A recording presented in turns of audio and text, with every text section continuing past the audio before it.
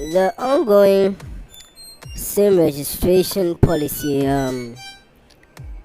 is confusing many who don't know um, what exactly the telecommunications companies are aiming for. Now, you might have heard that there's a registration of SIM card process going on where they are linking it to the Ghana card. So, for example, you want to buy maybe a Tigo SIM or whichever other network you use. You would register it with the Ghana card. Now, there are two issues where people are not very sure of. Now, before going to the issues, you should know that some of these telecommunications, well, not some, actually all, from what we've heard, have this sort of a condition that if you don't register it with the Ghana card, you won't be able to use your SIM. And also, if you want options like mobile money to use your SIM with, you won't be able to do so. Now, for those who have already registered their SIMs, this is where the issue is. They don't see why they have to go and re-register the SIM if they've already registered it with one of the valid national IDs, maybe a passport, maybe a driver's license, maybe a voter's ID, or any other of these accepted, identification cards.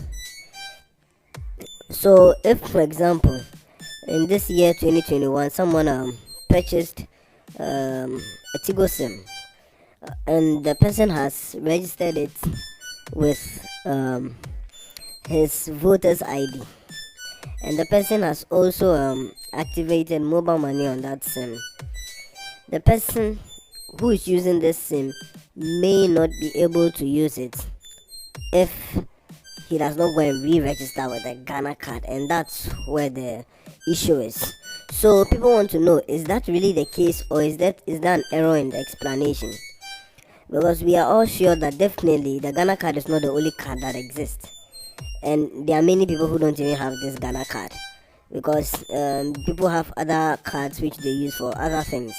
Like, for example, when you look at health, there are people who don't have the NHIS card, this National Health Insurance Scheme card, because they go to private hospitals, and there are some people who even self-medicate. So the NHIS card is not a card that is of any use to them.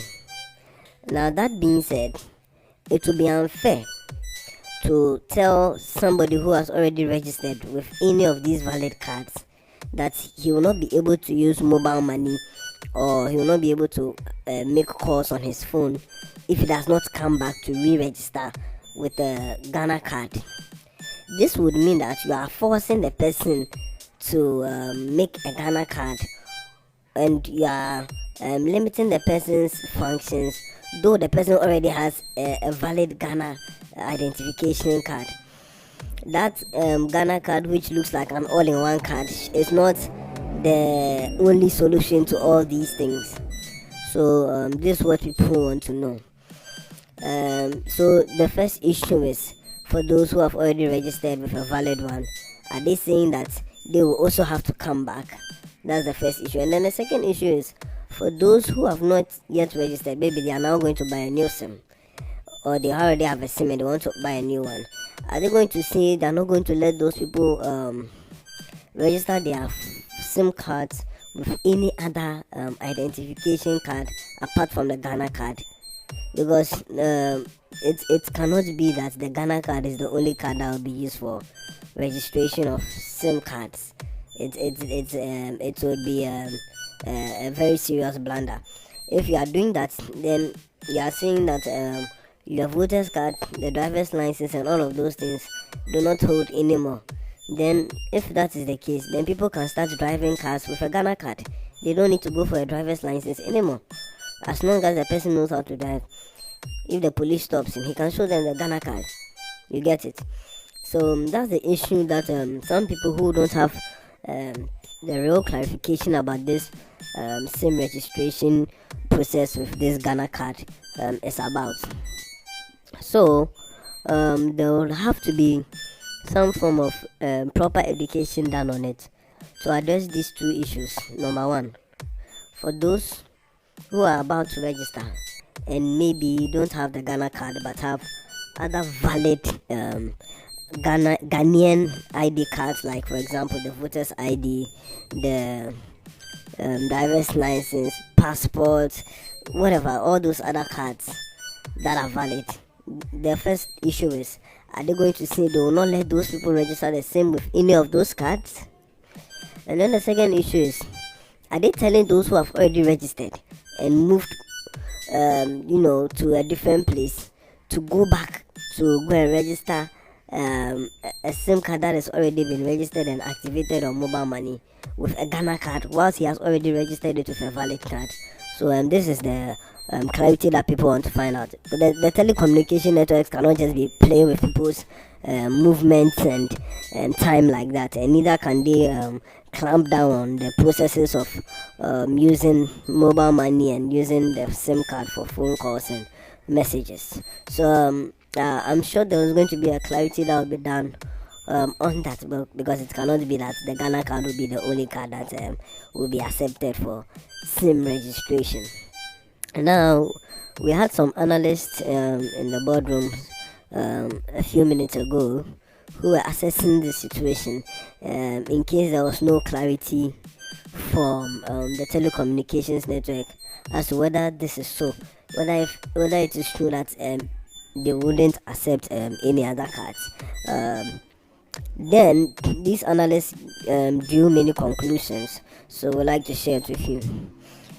Now, one of the conclusions these analysts drew was that, should in case the Ghana card is the only card that these telecommunication networks are accepting for their SIM registration, there's going to be a massive revolt where many people will complain and will go about on these little demos and ranting on social media platforms like you always see happening on Facebook, Instagram, Twitter, and all these other places where WhatsApp, where all these communications go on. So that was one of their analysis. And then another analysis that came was, if a person, for example, already has gone through this process and is angry that they don't want him to use the card because they don't want him to use the SIM because he's not having a Ghana card, then if that person is someone who has internet, the person can bluff the telecommunication networks, and actually many people can do that, where they will stick to using calls like on the internet, like this FaceTime, Viber, WhatsApp calls, and all those other calls that require the use of internet. Then also another analysis that was drawn was that there's going to be a lot of suing, or actually he used a word, taking things to court and checking certain things in the law. Because if somebody has some amount of mobile money, an amount of money on his mobile money SIM, and one day he wakes up and realizes that he cannot perform a function, maybe at that particular time he was supposed to do a certain transaction that was serious. If because of this, the person has already registered with a valid card, then one day he wakes up and finds out that, oh, this mobile money thing is not working because they claim I should have come to re-register with a Ghana card instead of all those other cards that I registered with. The person could be very, very angry and take certain measures with this, because mobile money is somebody's cash that is being held by the telecommunication network. So though you are the telecommunication network providing the service, you don't have the right to seize the person's money or to um, inconvenience the person who has put money in the account. You get it? So if an emergency, maybe something to do with health, comes up, and then such a person has no idea about it, and then as at that time that the person is supposed to supply the money to solve this health issue, the money is not there because the sim doesn't seem to work, then it's going to bring a lot of trouble, a very lot of trouble to these telecommunications networks, and then these people who are very unhappy about the situation. So there has to be a proper education done for people to understand. And if it is only the same Ghana card that they've set out to use for the registration, then they need to recheck that action and then be flexible with it, because you cannot force everybody to get a Ghana card. You just cannot force everybody to use only one card, and it does not even add up, because the Ghana card is for identity, just like other cards are for identity. The voter's card shows that this person is a national of Ghana. The same with the license also, the passport also, you get it? So if you make the Ghana card to look like it's the only card that does this and that does that and that, come on, you are going to cause a lot of trouble. Just make things simpler like they used to be, and then let's stop all these things that will just bring trouble between our citizens and then all these governing bodies. So that is it. More clarity needed there, and this error would be put behind us. Now, that being said, for those of you who have not registered a SIM that you've purchased, or those of you who are planning on registering a SIM, we would advise you to have your Ghana card with you, so that it will be used in the registration process. Just in the meantime, just to be sure that maybe these things are just a rumor, maybe they are not true, maybe they are actually true, you never know. But just have the Ghana card with you. That's if you have one. If you have one, just have it with you. It wouldn't hurt to carry the Ghana card always with you. And then secondly, also, if you have other cards apart from the Ghana card, let that one also be with you as well, just in case. Or maybe you are one who doesn't have the Ghana card, and then you have other cards, just let it be with you. And then if you have the time, you can just go and then make this Ghana card, and then I'm sure you wouldn't have any trouble or any too much delay in time in getting it done. So that is it. These were the errors that some people needed to be clear on for them to be solved.